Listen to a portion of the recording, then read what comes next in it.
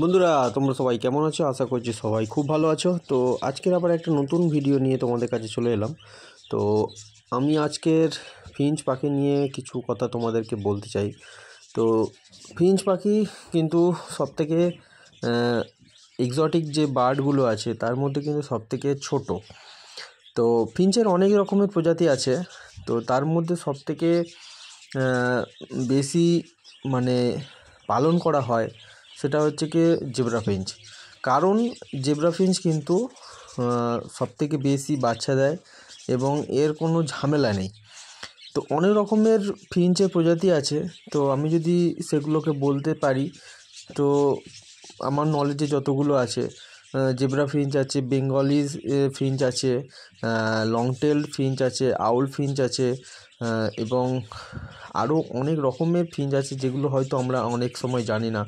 তো আমরা আবার সচরাচর যেটা আমাদের কাছে চোখে পড়ে, যেটা সবথেকে ভালো দেখতে ফিঞ্চের মধ্যে, সেটা হচ্ছে গোল্ডিয়ান ফিঞ্চ। এবং গোল্ডিয়ান ফিঞ্চ কিন্তু ব্রিড কিন্তু অতটা ভালো করে না, কারণ ব্রিড বলতে তারা নিজেদেরও কিন্তু বাচ্চাদেরকে কিন্তু অত ভালো খাওয়ায় না, বাঁচিয়ে রাখে না। কিন্তু জেব্রা ফিঞ্চ কিন্তু খুবই সুন্দর। তো আমার এই ভাঁড়ে কিন্তু অলরেডি আমার যে পুরনো যে জোড়াটা ছিল, একটাই জোড়া ছিল, সেখান থেকে আমার দুটো বাচ্চা হয়েছিল। তো সেই দুটো বাচ্চা কিন্তু ফিমেল। এখনও পর্যন্ত আমি তাদের জন্য মেল আনতে পারিনি, কারণ তাদের যে বয়সটা যে জায়গায় চলে গেছে, ফুল অ্যাডাল্ট হয়ে গেছে, তো সেই রকম অ্যাডাল্ট পাখি আমি কিন্তু পাচ্ছি না।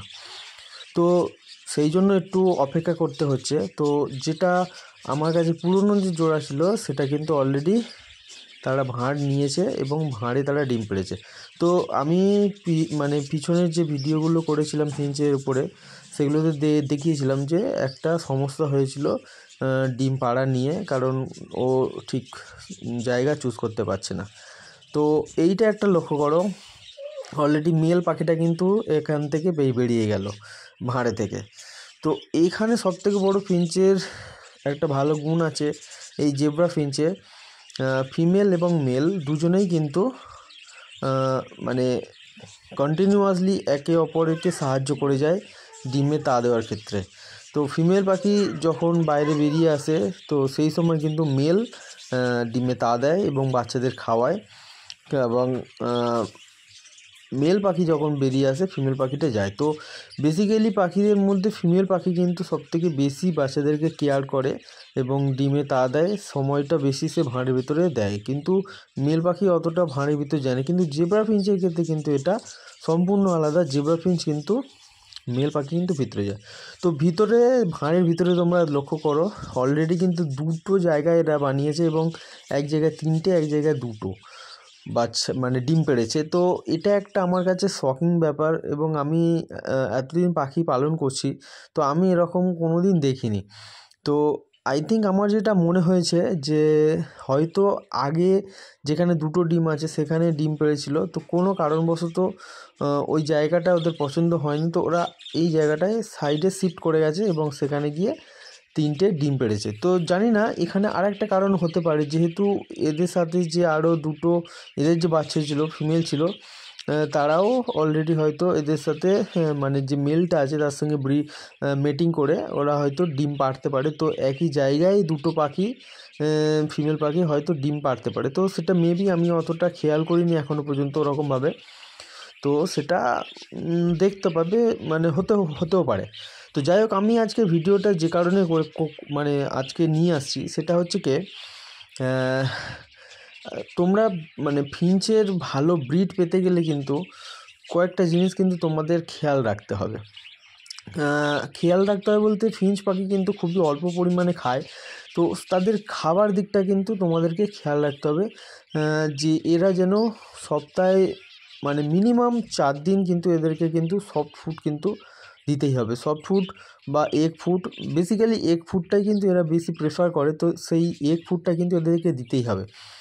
এবং তোমরা কিন্তু অ্যাডাল্ট না হলে পাখি কিন্তু ভাঁড় দেবে না। একটা সব পাখির ক্ষেত্রেই কিন্তু একই রকম, যে অ্যাডাল্ট না হলে কিন্তু পাখি ঠিকমতো ভালো ব্রিড করতে পারে না, তাদের বাচ্চা যদিও বা হয় মারা যায়। তো ফিঞ্চের ক্ষেত্রেও ঠিক সেই রকমই।